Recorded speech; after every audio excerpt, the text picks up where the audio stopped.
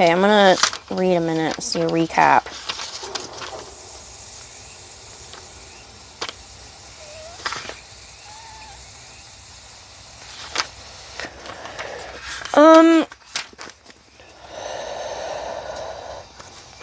Honestly, the last time we read was mostly just me recapping, so we didn't even, like, get far in the chapters. There's not a whole lot more to recap. We're basically still in the same spot, like, everybody's still separated and trying to get back together. Everybody's gonna meet back in Capricorn's village. The last chapter was from Maggie's point of view, and this is gonna change back to, like, a different point of view. I think it's gonna... Until everybody's back together, it's going to go from, like, Eleanor and Mo to Maggie and Finoglio and Dustfinger and Farid. So. Thanks. Mesmo? Is that like Hulgo? Hulgo Mesmo? Thanks. It's a little mobile trailer thing. So we're on chapter 35.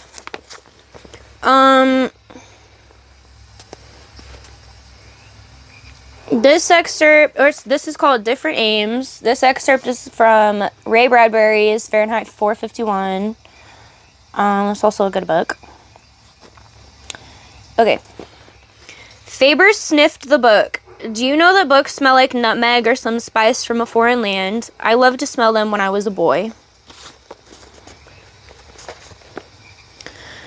It was Farid who saw the car. Dustfinger was lying underneath the trees as it came along the road. He was trying to think clearly, but since learning that Capricorn was back, he couldn't pull his thoughts together. He still didn't know where to look for the book. The leaves of the trees cast shadows on his face. The sun sent white-hot needles down through the branches, and his forehead felt feverish. Basta and Flatnose were back too, of course. What had he expected? Had he thought they'd stay away forever? Why get so agitated, Dustfinger? He whispered up at the leaves. You didn't have to come back here. You knew it would be dangerous. Then he heard footsteps approaching, rapidly. A gray car! Farid had run so fast he was gasping for breath as he flung himself down on the grass beside Dustfinger. I think it's Silvertongue. Dustfinger jumped up. The boy knew what he was talking about. He really could tell stinking metal beetles apart from one another. He himself had never got the knack of it. The knack of it? I can't read. He quickly followed Farid to where his view of the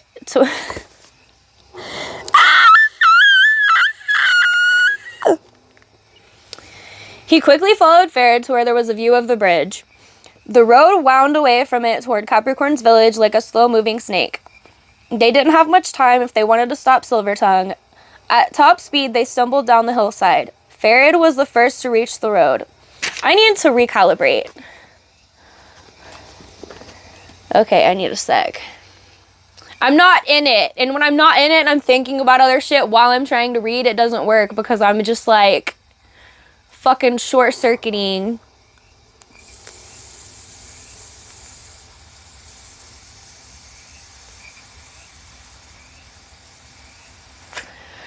So, what you call me?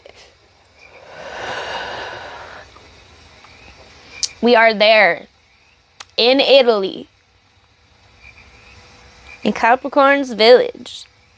There's frogs and it's raining. Always. All of the time. Because I always have it playing when I read. Okay.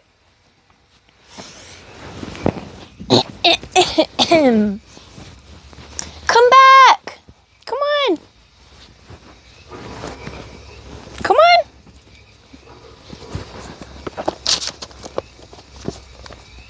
Can you lay down?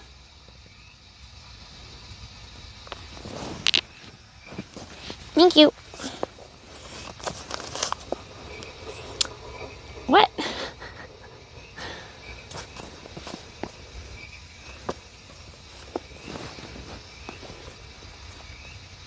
Okay. He quickly followed Farid to where there was a view of the bridge. The road wound away from it toward Capricorn's village like a slow-moving snake. They didn't have much time if they wanted to stop Silvertongue. At top speed, they stumbled down the hillside. Farid was the first to reach the road. Dustfinger had always been proud of his own agility, but the boy was far nimbler, fast as a deer with legs just as agile. And he was getting better at playing with fire now, too, as fascinated as a boy with a guppy. With a puppy. A guppy? Are you kidding me? A fish?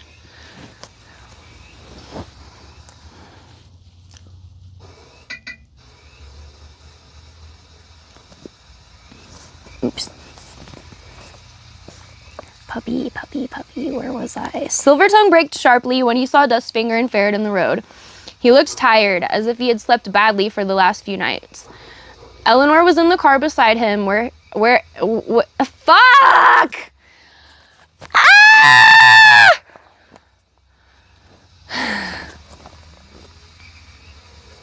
Where had she sprung from? Hadn't she gone home to her book-lined tomb? And where was Meggie? Silvertongue's face darkened when he saw Dustfinger. As he got out of the car, he was rigid with anger. Of course, you told them, he cried, coming toward him. You told them where we were. Who else? What did Capricorn promise you this time? I told who what? Dustfinger retreated. I never told anyone anything. Ask the boy. But Dustfinger didn't so much as glance at Farid. The bookworm woman had gotten out too. She stood beside the car looking grim. The only person who told the only person who told anyone anything was you, Dustfinger accused him. You told the old man about me, even though you promised you wouldn't. Silvertongue stopped in his tracks. It was easy to make him feel guilty. Better hide the car under the trees there, Dustfinger pointed to the side of the road. One of Capricorn's men could pass at any time. They don't like to see strange cars here. Silvertongue turned and looked down the road. Surely you don't believe him, cried Eleanor. Of course he's given you away. Who else could? The man starts telling lies the moment he opens his mouth. Basta took Meggie away. Silvertongue sounded hoarse, quite unlike himself, as if when he lost his daughter, he had lost the sound of his voice too. They took Finoglio as well, yesterday morning when I went to meet Eleanor at the airport. We've been looking for the wretched village ever since. I had no idea how many deserted villages there are in these hills. It wasn't until we came to the barrier over the road that I felt sure we were on the right track at last. Dustfinger said nothing but looked up at the sky. A few black birds as black as Capricorn's men were flying south. He had not seen them bringing the girl in, but then he hadn't spent the whole day watching that accursed village. Basta was gone for several days. I thought he must be looking for the two of you, he said. You're lucky he didn't get a hold of you, too. Lucky? Eleanor was still standing beside the car. Tell him to get out of the way, she told Silvertongue, or I'll run him down myself. He's been hand in glove with those miserable fire raisers all along. Silvertongue was still looking at Dustfinger as if he couldn't decide whether or not to believe him. Capricorn's men broke into Eleanor's house, he said at last. They took all the books from her library into the garden and burned them. Dustfinger had to admit that for a split second he felt something almost like satisfaction. What had the silly bookworm woman expected? Did she think Capricorn would simply forget her? He shrugged his shoulders and looked at Eleanor, his face unreadable. Only to be expected, he said. Only to be expected? Eleanor's voice almost cracked. Belligerent as a bull terrier, she marched up to him.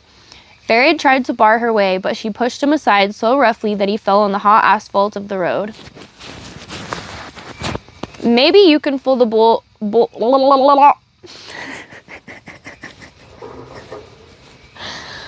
Ah! I hate me.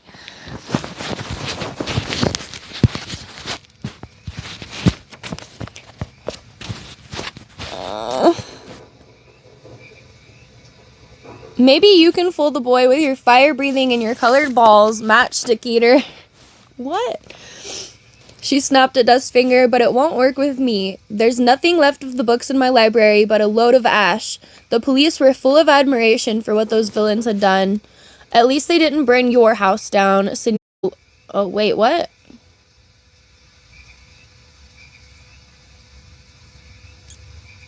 What? It looks like this quote, like... Oh, it's a quote within a quote. She's mocking the police officers. The police were full of admiration for what those villains had done. At least they didn't burn your house down, Senora Loredon. Even your garden is all right, except for the scorch mark on the lawn. What do I care about the house? What do I care for the wretched lawn? They burnt my most valuable books. Dustfinger saw the tears in her eyes, although she quickly turned her face aside, and suddenly something like sympathy did awaken him. Perhaps she was more like him than he'd thought. Her home, too, had consisted of paper and printer's ink. She probably felt as lost as he did in the real world.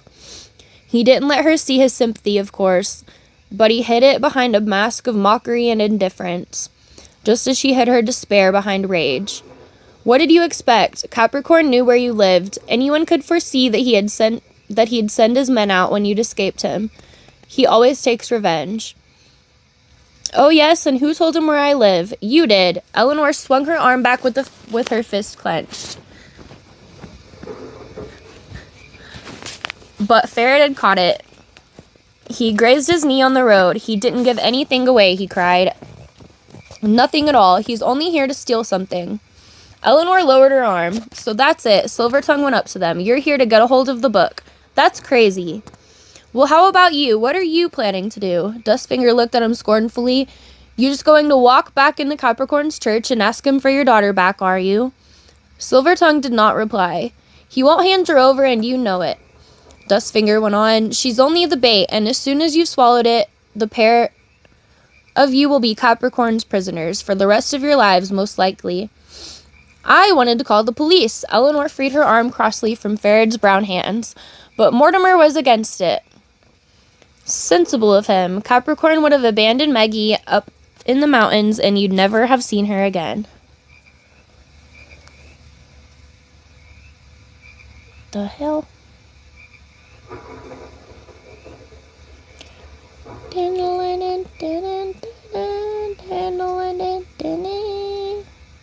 Why the hell is Skinamarink in my head? I'm in the middle of a book.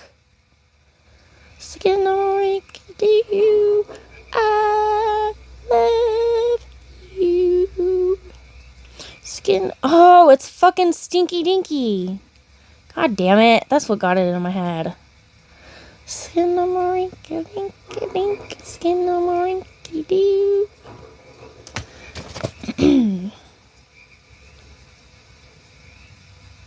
Silvertongue looked up at the nearby mountains looming dark behind their foothills. Wait until I've stolen the book, said Dustfinger. I'm going to creep into the village again tonight. I won't be able to get your daughter I won't be able to get your daughter out the way I did last time because Capricorn has trebled the guards. Trebled.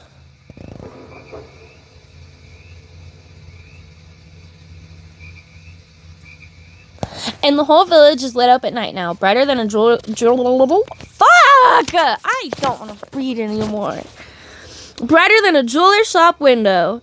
But perhaps I can find out where they're keeping her prisoner. Then you can do what you like with the information. And in return, this is like a whole fucking blooper reel of me reading today. Like, this is ridiculous.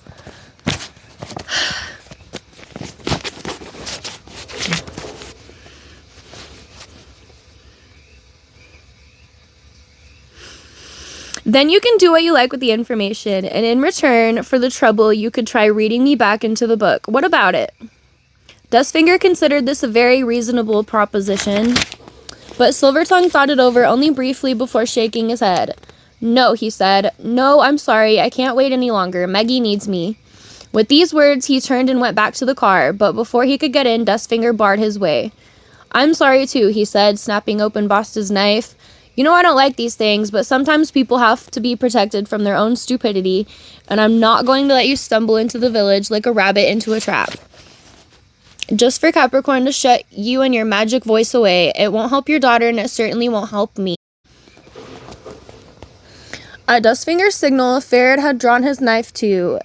Dustfinger had bought it for him in the village by the sea. It was a ridiculous little thing, but Ferret pressed it into Eleanor's ribs so hard that she grimaced.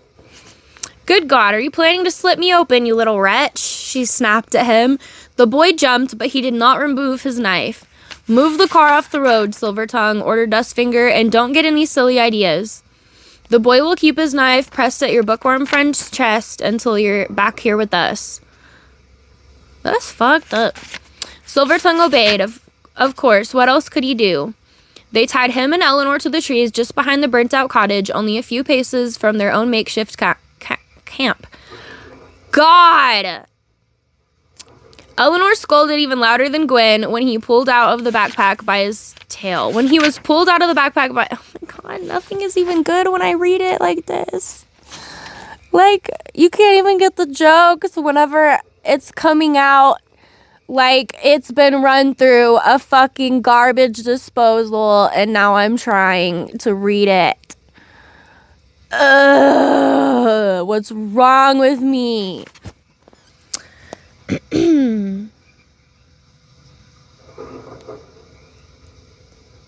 Stop that, Dustfinger told her. It won't do any of us any good for Capricorn's men to find us here. That worked. She fell silent at once, as if she had swallowed her own tongue. Silvertongue had leaned his head back against the tree trunk and closed his eyes. Fairy checked all the knots again carefully, but then Dustfinger beckoned him over. I want you to keep a watch on those two when I go down to the village tonight, he whispered. And don't start carrying on about ghosts again. After all, you won't be alone this time. The boy looked at him with an injured expression, as if Dustfinger had taken his hand and thrust it into the fire. But they're tied up, he protested, so what is there to watch? No one's ever managed to undo my knots. Word of honor. Please, I want to go with you. I can be your lookout or distract the guards. I can even get into Capricorn's house. I'm quieter than Gwen. But Dustfinger shook his head. No, he said firmly. Tonight I'm going alone, and if I want someone following me wherever I go, I'll get myself a dog. And with that, he left the boy.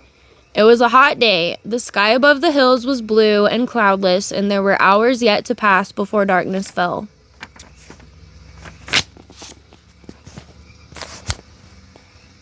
What?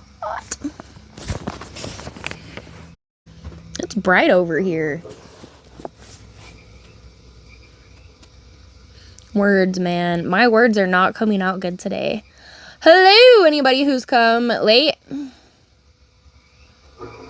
to the party?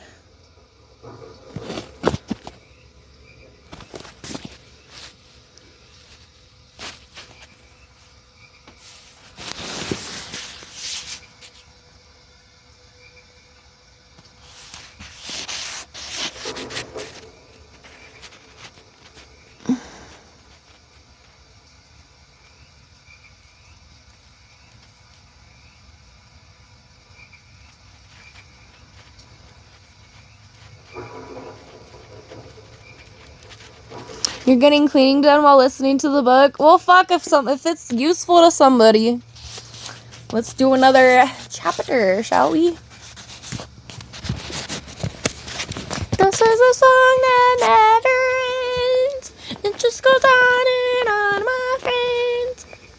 Some people started singing it, not knowing what it was, and they just keep on singing it forever just because it is a song that never ends. It just goes on and on, my friends. Chapter 36, In Capricorn's House. Ooh, looks like we're all gonna meet each other finally. Drawing a dude in a hood, a dude in a hood while I listen. Hello, Omar. Welcome in. I'm gonna be reading and not paying attention to chat for a sec, so goodbye. But hello, whatever. Okay, this excerpt is from Richard Adams' Watership Down. It's the place that worries you, said Hazel. I don't like it myself, but it won't go on forever. Two narrow metal bunks, one above the other against a whitewashed wall, a cupboard, a table by the window, a chair, an empty shelf with nothing but a candle on it. Maggie had hoped to be able to see the road or at least the parking area through the window, but the only view of the yard was of the yard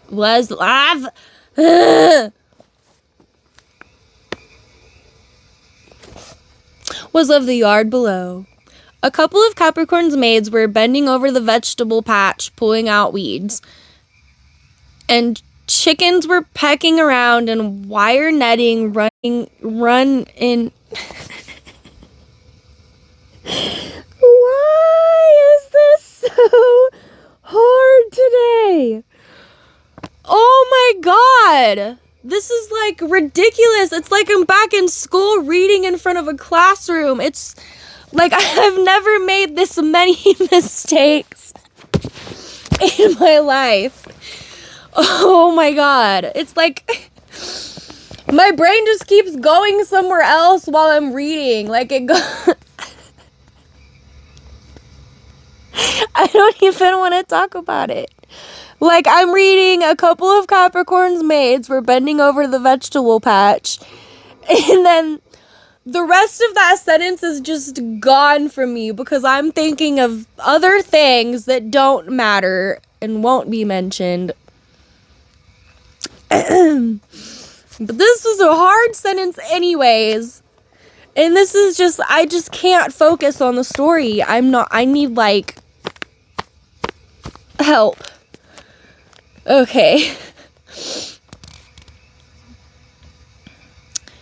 And chickens were pecking around in a wire netting run in one corner. Like, that's hard no matter what. That's hard. That's a hard sentence. Like, who writes this stuff? The walls surrounding the kitchen garden were high enough for a prison. Finoglio was sitting on the lower bed, staring gloomily at the dusty floor.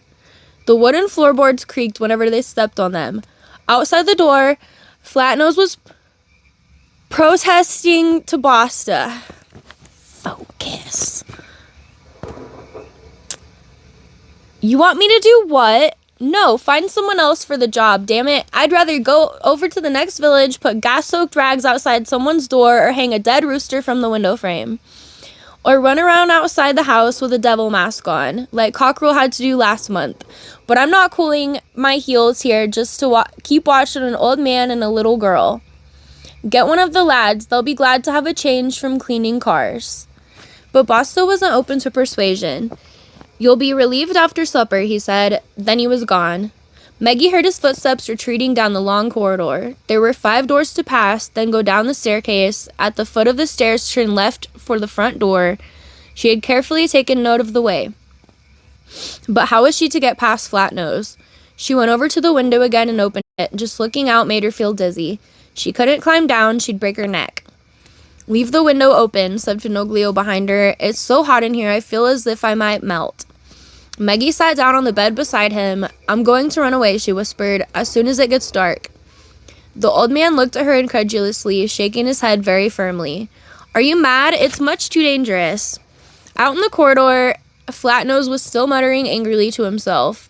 I'll say I have to go to the toilet. Maggie was clutching.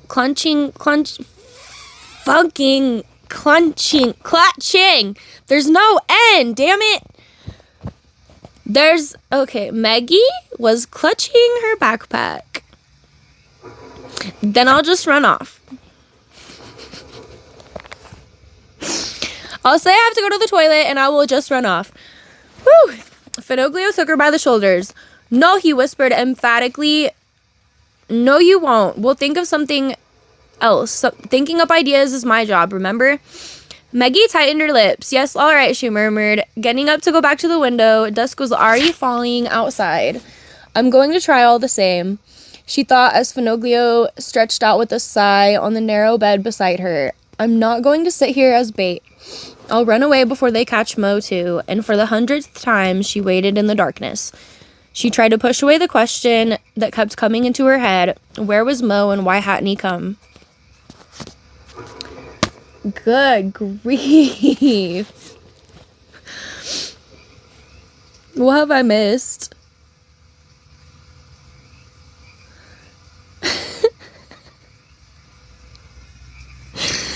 Where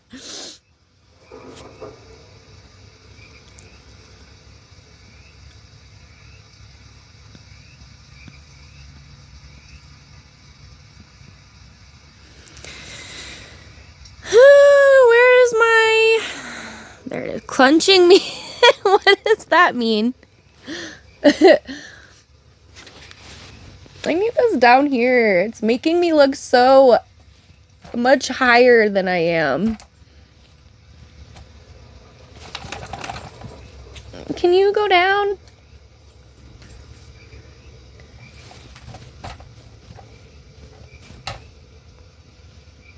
That's kind of better.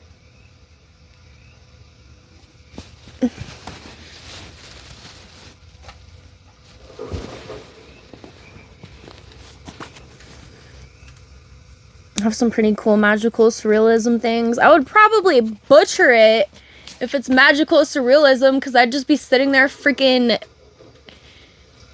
stuttering the whole time. Like, shit does not come out smooth. I am not doing well today. But hello, everybody. Hard clay. What?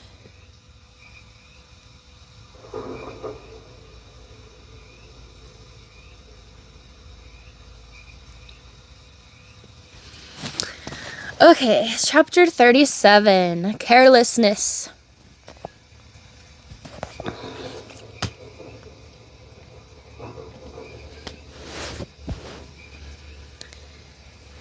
This excerpt is from The Princess Bride by William Goldman. You think this is a trap then? The Count asked. I always think everything is a trap until proven otherwise, the prince answered, which is why I'm still alive.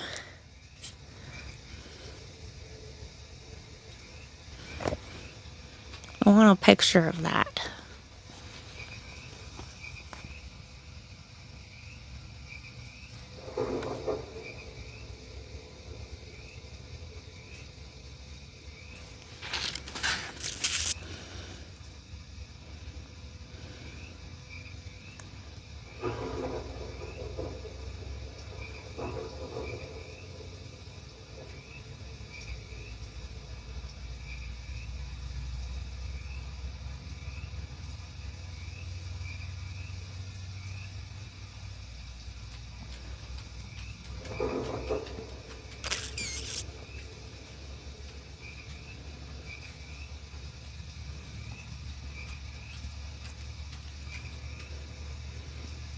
God, I'm so fucking easily distracted. This is insane.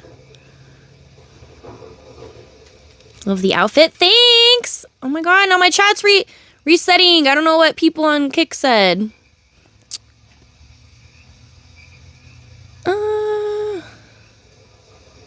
Use our critical reading skills. Dang, I hate when that happens. Okay. It was still hot when the sun had gone down. There was not a breath of wind in the darkness, and the glowworms were dancing above the dry grass as Dustfinger crept back to Capricorn's village.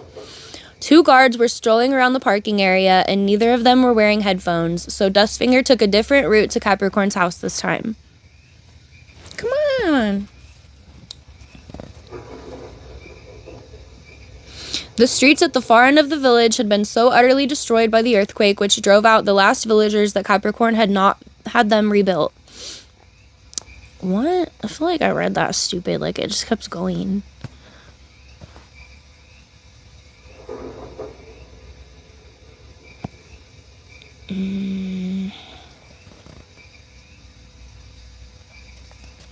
These streets were still blocked by the rubble of ruined walls, and it wasn't very safe to walk there. Even after so many years, loose stones might fall. So Capricorn's men avoided that part of the village, where dirty dishes left by its long-gone inhabitants still stood on the many tables behind dilapidated front doors. There were no floodlights here, and even the guards seldom came this way. Tumbled heaps of broken tiles and stones stood more than knee-high in the street the Dustfinger chose. They slipped beneath his feet as he clambered over them, and when he listened to the nocturnal sounds again, afraid the noise might have attracted someone's attention, he saw a guard appear among the ruined houses. His mouth was dry with terror as he ducked behind the nearest wall. Swallows' nests clung to it, one above another. The guard was humming as he came closer. Dustfinger knew him. He had been with Capricorn for many years. Basta had recruited him from a village in another country, for Capricorn had not always lived among these hills. There had been other places, remote villages like this one, houses, abandoned farms, even a fortified castle once. But a day had always come when the web of fear, so expertly spun by Capricorn, tore, and the attention of the police was drawn to his men and what they were up to. Eventually, the same happened here. The guard stood still to light a cigarette. Its smoke drifted to Dustfinger's nostrils. Turning his head, he saw a thin white cat perched among the stones. My eyes are dry. It sat there perfectly still, its green eyes staring at him. He wanted to whisper for it to shh. How do I read that? That's I can't do it again. Do I look dangerous? No, but that man there will shoot. First you, then me. The green eyes went on staring. The white tail began twitching back and forth. Dustfinger looked at his dusty boots, at a twisted iron bar lying among the stones, anywhere but at the cat. Animals don't like you to look them in the eye. Gwen bared his sharp teeth whenever Dustfinger looked straight at him. The guard began humming again, the cigarette between his lips. At last, just as Dustfinger was beginning to feel he would be crouching behind his ruined wall for the rest of his life, the guard turned and strolled off. Dustfinger dared not move until the sound of his footsteps had died away. When he straightened up, feeling stiff, the cat raced away, spitting, and he stood there for a long time among the empty houses, waiting for his heartbeat to slow. No other guard crossed his path, and soon he was vaulting over Capricorn's wall. The scent of thyme greeted him, a heavy scent that usually filled the air only by day, but everything seemed to be aromatic this hot night, even the tomato plants and lettuces. Poisonous plants were growing in the bed just outside. These the magpie tended herself. Many a dead body in the village had smelled of oleander and henbane. The window of the room where Risa slept was open as usual. When Dustfinger imitated Gwen's angry chattering, a hand waved from the open window, then quickly disappeared. He leaned against the grating over the door and waited. The sky above him was sprinkled with so many stars, there hardly seemed to be any space left for the darkness.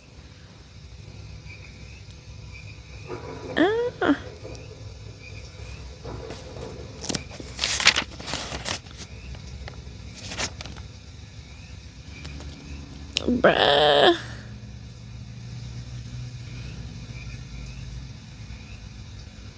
She's sure to have found out something, he thought, but suppose she tells me that Capricorn has locked the book in one of his safes. The door behind the grating opened. It always squealed as if complaining of being disturbed at night. Dustfinger turned and looked into a strange girl's face. She was young, perhaps 15 or 16 years old, her cheeks still chubby like a child's. Where's Risa? Dustfinger clutched the grating. What happened to her? The girl seemed to be transfixed by terror. She was staring at him as if she'd never seen a scarred face before. Did she send you down here? Dustfinger wished he could put his hands through the grating and shake this silly little goose. What? Tell me, I don't have all night. He shouldn't have asked Risa to help him. He should have gone searching for the book himself. How could he have endangered her? Have they shut her up somewhere? Tell me. The girl looked at something over his shoulders and took a step back. Dustfinger spun around to see whatever she had seen, and found himself looking into Basta's face. Dustfinger's mind raced. Why hadn't he heard anything? Basta was notorious for his silent tread, but Flatnose, who was with him, was no master of the art of stalking. And Basta had brought someone else too. Mortola was standing beside him. So it wasn't just fresh air that she had been enjoying last night. Or had Risa betrayed him to her? The idea hurt. I really didn't expect you to venture here again, purred Basta, pushing him against the grating with the flat of his hand. Dustfinger felt the iron bars pressing into his back. Flatnose was grinning as broadly as a child at Christmas. He always grinned like that when he was allowed to put the fear of death into someone. And what have you to do with the lovely Risa? Basta snapped his knife open, and Flatnose's smile widened as fear brought out beads of sweat on Dustfinger's forehead. I always said so, continued Basta, as he slowly brought the tip of the knife closer to Dustfinger's chest. The fire eater's in love with Risa, I said. He'd devour her with his eyes if he could, but the others wouldn't believe me. All the same, to think of a lily-livered coward like you venturing here. Ah, but he's in love, said Flatnose, laughing. But Basta merely shook his head. No, our dirty-fingered friend wouldn't have come here for love. He's far too cold a fish. He's here for the book, am I right? You're still homesick for those fluttering fairies and stinking trolls. Almost tenderly, Basta ran the knife across Dustfinger's throat. Dustfinger forgot how to breathe. The trick of it seemed to have escaped him. Back to your room, the magpie snapped at the girl behind him. Why are you still standing around? Dustfinger heard the rustle of a dress, and a door closed abruptly. Basta's knife was still at his throat, but just as the man was about to let the tip of it wander a little higher, the magpie seized his arm. That's enough, she commanded. You can stop your little game now, Basta. That's right, the boss said we were to bring him in uninjured. Flatnose's voice made clear how little he thought of this order. Basta let the knife wander over his Dustfinger's throat one last time, then with a swift movement, he snapped it shut again. What a shame, said Basta. Dustfinger felt the man's breath on his own skin. Basta's breath smelled of mint, fresh and sharp. Apparently a girl he'd once wanted to kiss had told him he had bad breath. The girl had regretted it, but ever since then, Basta chewed peppermint leaves from morning to night.